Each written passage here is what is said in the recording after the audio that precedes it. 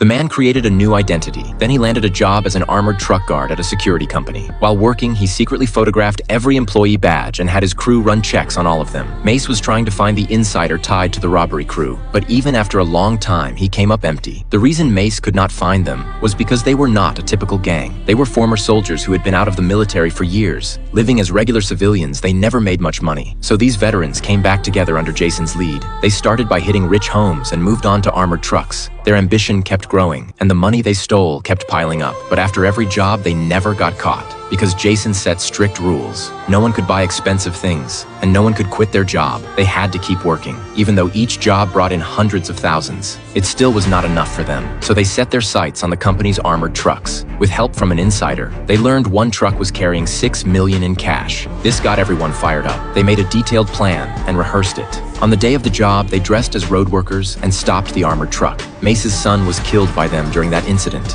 After that, they went into hiding for a long time. Not long ago, they came together again because they decided to pull one last big job as their retirement plan. But this time, the target was not just one truck. It was 12 armored trucks at the company, with a total of $180 million. If they pulled it off, they would be set for life. At this point, Mace still had not found the insider, so he kept working undercover at the company. That day, he followed routine and rode with the captain. But halfway through the trip, the captain suddenly lost his usual smile and spoke to Mace in a calm, serious tone, admitting he was the insider. It was him who leaked the information last year that allowed his crew to pull off the robbery. But the deaths of 2 guards and a young man were just an accident. The reason he told Mace was because they were hitting the whole garage today, and they needed Mace to help them get through security. Mace finally got the information he had been waiting for. He stayed calm on the surface and pretended to agree to Captain Bullet. Seeing Mace agree, Bullet quickly called Jason, then shut off all the cameras in the truck and drove into an abandoned warehouse. Jason's crew was already there, waiting to be safe. They tied up Mace's hands, then everyone got onto the armored truck. Bullet drove back to the base. When they reached the security checkpoint, the guards checked the camera feed and saw Mace and Bullet in the cab. Not seeing anything suspicious, they opened the gate and let the truck into the garage.